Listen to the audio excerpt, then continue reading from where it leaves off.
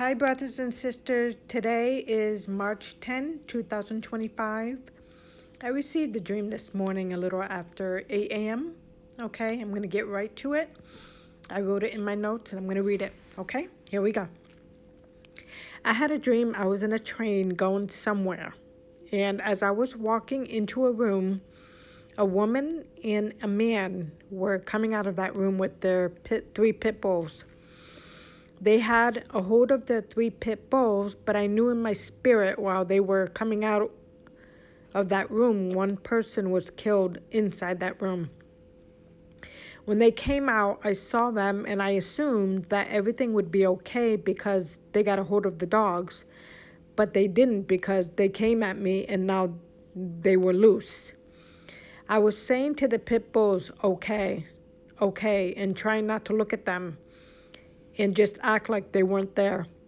I didn't engage with them. The pit bulls jumped on me for a little bit, threatening me, but I just said okay and looked away and sat down. Their parents left. I don't know why. So I was stuck there with these dogs. When they left the room, more people were coming in to go to the other rooms. Across from my room, I saw a woman. I got her attention and I asked her for help. But she looked at me and ignored me and turned away. I wanted not only to protect myself, but others as well. When she did that, those pit bulls came out of the room and came after her and killed her. While that was happening, I ran out of the room to get help. I went to this other room to the left of me, and there was a woman working in that room. I went by there and I tried to warn her that there were pit bulls running loose on the train and to protect herself, but she looked at me and ignored me. One of the pit bulls went into that room and killed her. I was right there near the room and that pit bull ignored me. The end of the dream. The train represents the church. The dogs represent unbelievers, fools, and attitude that rejects God's authority, symbolizes the world. The flesh, someone who turns on you, turning on you with their mouths, those who tear apart with their mouths. The parable, I wrote here, we warn and warn people, but they don't listen. I was protected. The woman ignored me, and as a result, they died. They did not heed the warning, and they did not have a hedge of protection around them.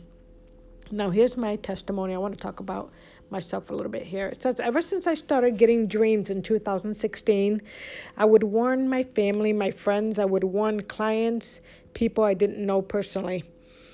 They would look at me like I was crazy. One client shook her head from side to side and said, no, that's not true. I would warn them that we are at the end, the last generation. They didn't want to listen to me. My husband told me he didn't want to hear anything from me anymore. My kids, my grown kids, didn't believe me. My mother, my brother, my sisters didn't want to hear me. In fact, one sister said what I was saying is not biblical. I had a woman that was introduced to me by my husband at his church telling me she didn't believe there were prophets now in this world. I didn't say I was a prophetess. I don't label myself to people. She didn't believe that there were warnings for people today. My family argued with me about things they know nothing of because they don't study the Bible and ask the Lord if what I'm saying is true. I would tell them do their research. They would get mad at me if I said that to them. But when people disagree with me, I just look at them and say okay and walk away. Those people will not be ready for what's coming. They are too busy mocking and scoffing instead of listening and reading their Bible and asking the Lord if what we're saying is true. The Bible says people perish for lack of knowledge. My husband and I are not easily yoked.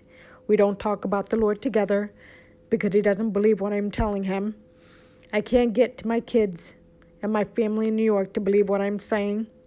As a result, there's a separation there. We warn and warn and warn, and we get attacked. That's why it's best not to say a word back and walk away. We did our part. I still try to tell my family what's really going on and they have to debate with me on everything. I just say okay and walk away. Just like the pit bulls. They wanted to attack me, but I didn't engage with them. I said okay and didn't look at them. I pray for these people every day to wake up before it's too late for them. We are close brothers and sisters. Those that didn't listen wished they had.